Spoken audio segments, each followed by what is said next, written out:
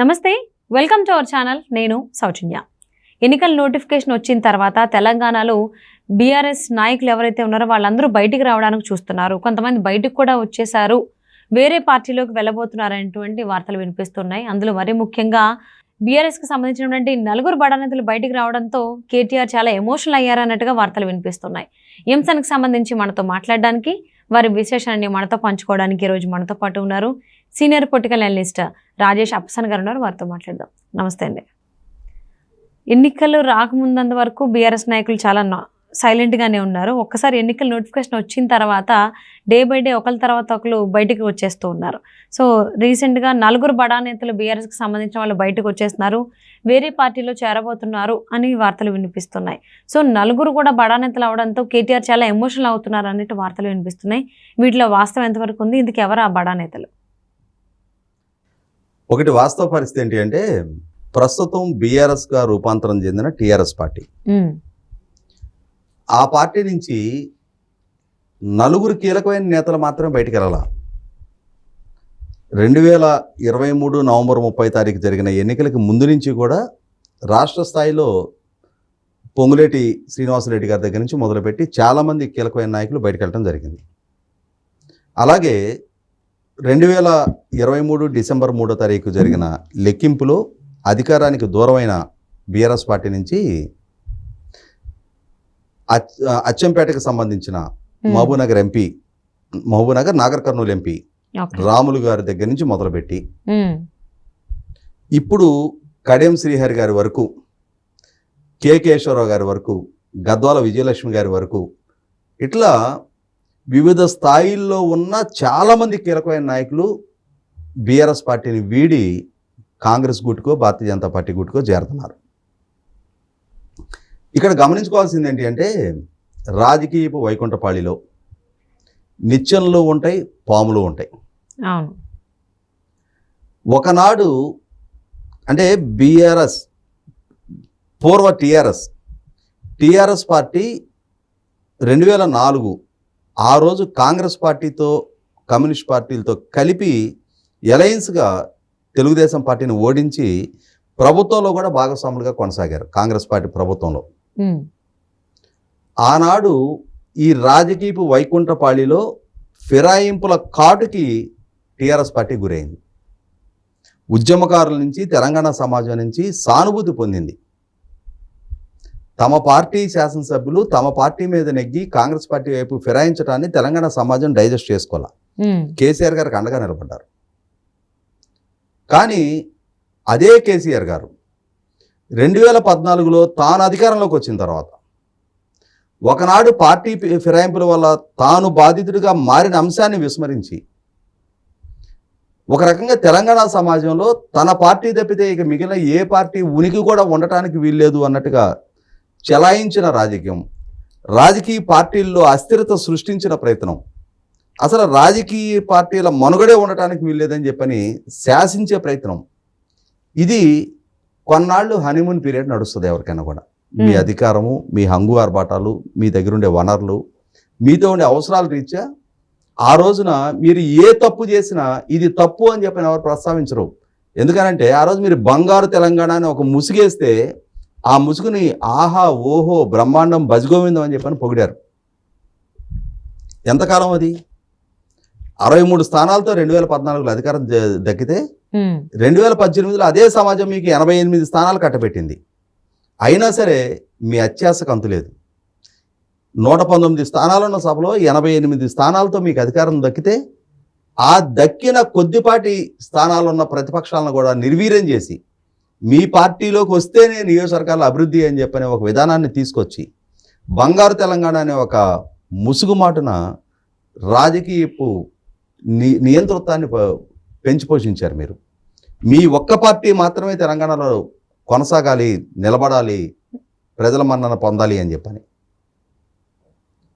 ఇవన్నీ ప్రజలు గమనించట్లేదా?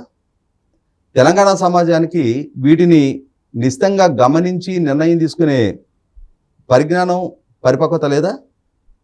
ఖచ్చితంగా ఉంది. కాబట్టి 2023 ఎన్నికల్లో అదే కేసీఆర్ గారికి ఇక చాలు సర్దుకోతారా అని చెప్పని ఓడించి ఇంటికి పంపించారు. ముఖ్యంగా గ్రామీణ తెలంగాణ, సిటీ పరిధిలో జిహెచ్ఎంసీ పరిధిలో బీఆర్ఎస్ పార్టీకే ఆధిక్యత దక్కింది. కానీ గ్రామీణ తెలంగాణ ఈ వైఖరిని జీర్ణించుకోవాలి. అభివృద్ధి సంక్షేమ పరంగా కేసీఆర్ గారి ప్రభుత్వం ఏమి అధ్వాన పరిపాలన అందిలా.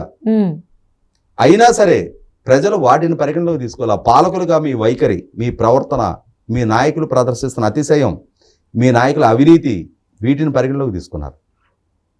మేము ఏం చెప్తే అదే శాసనం, మేము ఏం నిర్ణయం చేస్తే అదే అమలు జరగాలి అని చెప్పని మీ నియంత్రితపు పోకడని, మీ వైఖరిని, కనీసం సచివాలయానికి కూడా హాజరు కాని మీ వైఖరిని తెలంగాణ సమాజం తిప్పికొట్టింది.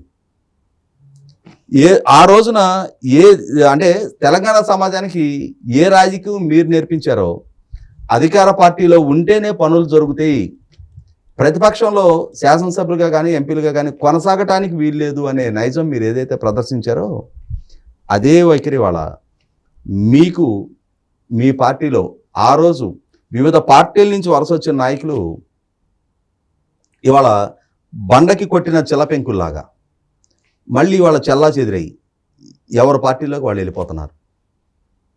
అంటే కడియం కావ్య కూడా మెన్షన్ చేశారు కదా, నేను ఎందుకు పార్టీలోంచి బయటకు వచ్చేస్తున్నానంటే ఇప్పుడు ఈ మధ్య కాలంలో బీఆర్ఎస్ నేతలు చేసినటువంటి అవినీతి, అక్రమాలు, స్కాములన్నీ బయటపడుతున్నాయి, అది నా మీద పడేటువంటి అవకాశం ఉంది కాబట్టి నేను పార్టీ నుంచి బయటకు రావాలనుకుంటున్నాను మెన్షన్ చేయడం అనేది అది కరెక్టే అంటారా? అది ఎంతవరకు ఇది అంటారు ఆవిడ అలా చేయడం? వాస్తవ పరిస్థితి ఏంటి అంటే టెలిఫోన్ ట్యాపింగ్ అంశం ఒక దుర్మార్గపు నిర్ణయం, కేసీఆర్ గారి ద్వారా అమలుపరచబడిన ఒక దుర్మార్గపు నిర్ణయం. అది ఇవాళ నగ్నంగా ఎక్స్పోజ్ అవుతుంది.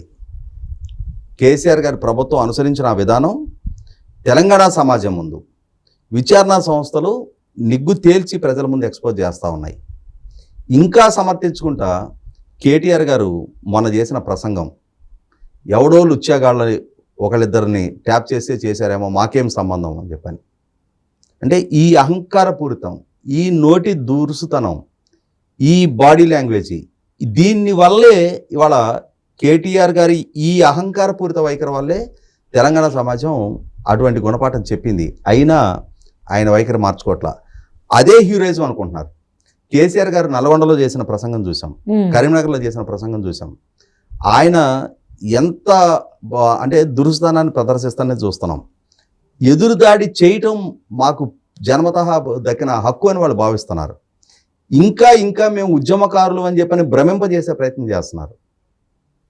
మీ పాలనలో ఉన్న డొలతనాన్ని, మీ పాలనలో నిర్మాణం జరిగిన మేడిగడ్డ రిజర్వాయర్ కుంగుబాటుని ఇవాళ తెలంగాణ సమాజం అర్థం చేసుకుంది.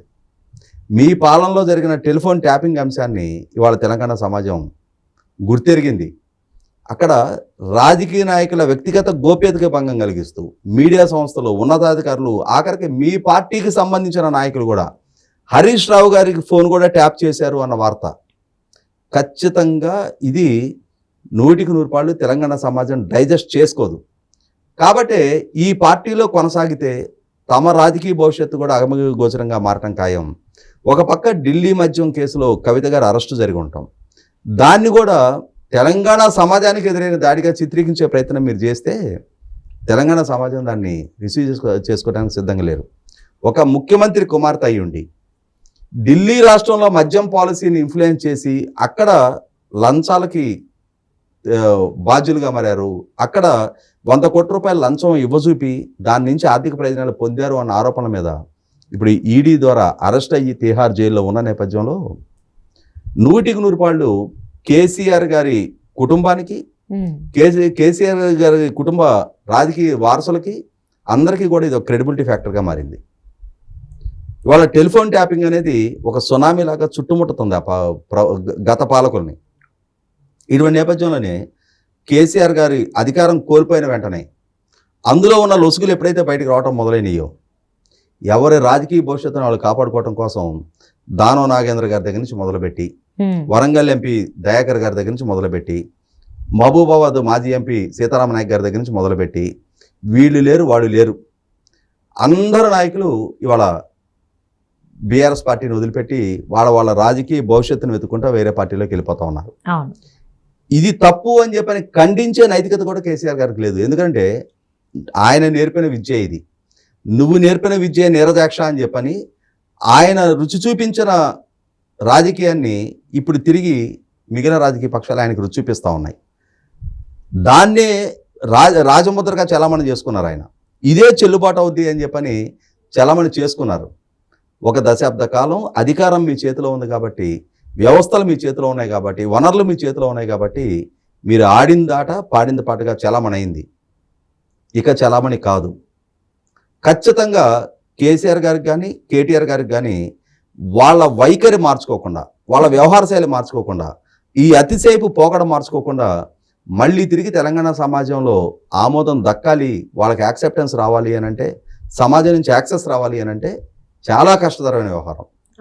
100% వాళ్ళ బీఆర్ఎస్ పార్టీ ప్రస్తుతం ఉన్న పరిస్థితిలో రేపు రోజున ఇంకొక రోజున కాంగ్రెస్ ప్రభుత్వం తప్పులు చేస్తేనో, భారతీయ జనతా పార్టీ పట్ల ప్రజల విముఖత పెరిగితేనో ఆ రోజు బీఆర్ఎస్ పార్టీని కన్సిడర్ చేస్తారని చెప్పలేము తెలంగాణ సమాజం.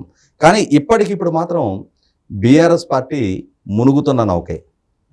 సో తెలంగాణలో సీనియర్ నాయకులు కావచ్చు, రాజకీయ నాయకులు కావచ్చు, బీఆర్ఎస్కి సంబంధించిన వాళ్ళు వాళ్ళ భవిష్యత్తు కోసం బయటకు వచ్చేసి వేరే పార్టీలో చేరడానికి చూస్తూ ఉన్నారు.